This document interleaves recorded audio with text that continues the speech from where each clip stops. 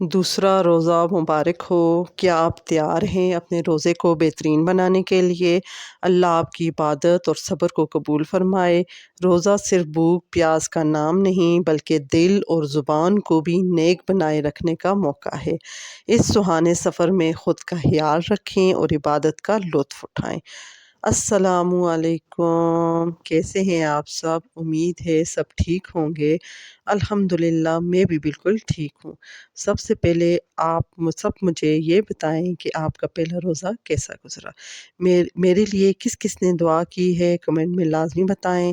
آج دوسرا روزہ ہے۔ پہلا روزہ تو جوش و خروش میں گزر گیا، لیکن اثر صبر اور روحانیت کا احساس آج سے شروع ہوتا ہے۔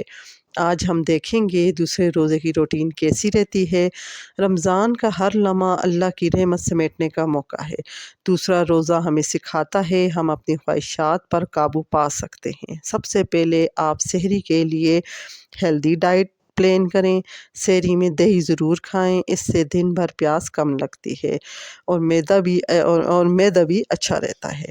میدے کی جگہ میدا جو ہوتا ہے نا، جیسے وائٹ آٹا جسے بولتے ہیں، میدے کی جگہ چکی کے آٹے کی روٹی یا دلیا کھائیں۔ یہ آرام سے ہضم ہوتے ہیں اور آپ کو بھوک جلدی نہیں لگے گی۔ اور اس کے بعد آپ سحری میں انڈا استعمال کریں، چاہے ابلا ہوا ہو یا آملیٹ، تاکہ سارا دن آپ کے جسم میں طاقت رہے۔ کیلا یا سیب یعنی کہ ضرور کھائیں، اس سے بھی انرجی بنی رہتی ہے۔ ایک ساتھ بہت سارا پانی نہ پئیں بلکہ تھوڑا تھوڑا کر کے 2-3 گلاس پانی پئیں۔ سحری کی دعا تو آپ سب کو آتی ہوگی، سحری کی دعا لازمی پڑھیں۔ سحری کی دعا کیا ہے؟ وَبِصَوْمِ غَدٍ نَوَيْتُ مِنْ شَهْرِ رمضان۔ اس کا ترجمہ کیا ہے؟ میں نے رمضان کے کل کے روزے کی نیت کی۔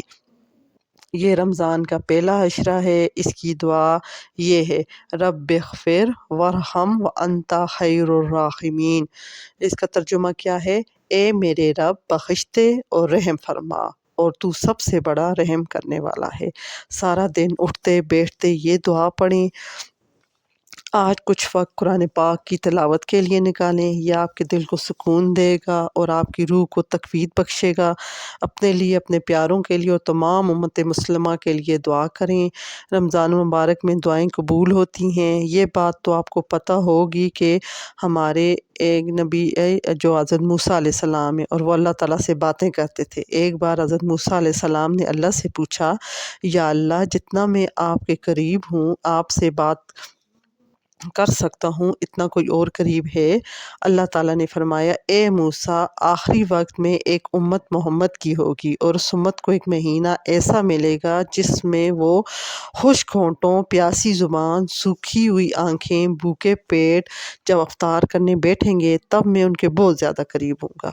موسیٰ، تمہارے اور میرے درمیان 70 پردوں کا فاصلہ ہے، لیکن افطار کے وقت اس امت اور میرے درمیان ایک پردے کا بھی فاصلہ نہیں ہوگا، اور وہ جو دعا مانگیں گے وہ میں قبول کروں گا۔ یعنی کہ وہ جو دعا کریں گے اس کو قبول کرنا میری ذمہ داری ہوگی۔ سبحان اللہ، سبحان اللہ۔ اگر میرے بندوں کو معلوم ہوتا کہ رمضان کیا ہے تو سب تمنا کرتے کاش پورا سال رمضان ہی ہو۔ روزہ رکھتے ہوئے صبر و شکر کا دامن نہ چھوڑیں، یہ آپ کے ایمان کو مضبوط کرے گا۔ افطار کے لیے کچھ ہیلدی چیز بنائیں۔ ہیلدی فوڈ آپ کے روزے کی تھکان کو دور کرنے میں مدد کرے گی۔ پیاس اور تھکن کے باوجود اپنے کاموں کو مینیج کریں۔ افطاری کی تیاری کو آسان بنانے کے لیے ان باتوں پر عمل کریں۔ یقین کریں آپ کا روزہ بہت اچھا گزرے گا، سارا دن آپ تھکیں گے بھی نہیں۔ پیاز اور سبزیاں دوپہر میں کاٹ لیں۔ دہی بڑے ایک ساتھ بنا کر فریزر میں رکھ دیں۔ شربت کے لیے چینی پہلے ہی بھگو کر رکھ دیں۔ بیسن کا مکسچر بھی پہلے ہی ریڈی کر لیں تاکہ افطاری کے ٹائم زیادہ ہلچل نہ مچے۔ زور سے عصر کے درمیان ہلکی نیند لیں تاکہ کچن کے کام کے لیے آپ کی انرجی بنی رہے۔ افطار میں یہ ڈش ضرور ٹرائی کریں، فروٹ چاٹنا، جیسے ان موسمی پھل، جو بھی موسم کے پھل ہوں، جیسے سیب ہو گیا، کیلا ہو گیا، امرود ہو گیا، اور آپ اور چیزیں بھی ایکسٹرا بھی میں ایڈ کر سکتے ہیں اگر آپ کے پاس ہے، اسٹرابری ایڈ کر سکتے ہیں، مینگو ایڈ کر سکتے ہیں، آپ وہ لیں، تازہ کریم کا ایک پیکٹ لے لیں، اچھا چینی اور شہد 2 چمچ لے لیں، یا جتنی حسب ذائقہ آپ ڈالنا چاہیں، کالی مرچ اور چاٹ مسالہ، یہ حسب ذائقہ، یعنی کہ جتنا آپ استعمال کرتے ہیں نا چاٹ مسالہ، جتنا آپ زیادہ تیز کھاتے ہیں تو زیادہ ڈالیں، اور اگر کم کھاتے ہیں تو کم ڈالیں۔ اور پھر انہیں بنانے کا طریقہ کیا ہے، یہ میں آپ کو بتاتی ہوں۔ جو سارے جو پھل ہیں نا، تمام پھل کاٹ کر ایک بڑے پیالے میں ڈالیں، کریم اور مسالے شامل کر کے اچھی طرح مکس کریں اور ٹھنڈا کر کے افطاری میں پیش کریں۔ افطار کی دعا تو آپ سب کو آتی ہوگی۔ افطار کی دعا کیا ہے؟ اللہم انی لک صمت و بک آمنت و الیک توکلت علی رزقک افطرت۔ اس کا کیا ترجمہ ہے؟ اے اللہ، میں نے تیرے لیے روزہ رکھا، تجھ پر ایمان لایا اور تیرے دیے ہوئے رزق سے افطار کیا۔ کھجور کھا کر تھوڑا تھوڑا پانی پئیں، یعنی کہ ایک دم آپ جب زیادہ پانی پئیں گے نا تو پیٹ آپ کا سوج جائے گا، پھر آپ کچھ کھا بھی نہیں سکیں گے، اور ایسے معدہ انسان کا بھاری بھاری ہو جاتا ہے۔ اس لیے آپ یعنی کہ پہلے 2 کھجوریں کھا لیں اور اوپر سے تھوڑا سا پانی پئیں، اور پھر باقی چیزیں جیسے فروٹ وغیرہ ہے وہ کھا لیں۔ اچھا، زیادہ آئلی پکوڑوں کی جگہ نا آپ فروٹ چاٹ یا دہی بھلے یعنی کہ یوز کیا کریں۔ پروٹین کے لیے آپ چنے یا گرل چکن بہتر ہے، وہ یوز کریں۔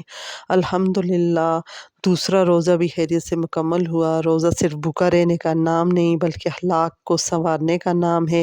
امید ہے آپ کا دن بھی اچھا گزرا ہوگا، دعاؤں میں یاد رکھیے گا۔ اس کے ساتھ ہی میں اپنا ولاگ اینڈ کرتی ہوں، کل انشاءاللہ نئے ولاگ کے ساتھ ملیں گے۔ اللہ حافظ۔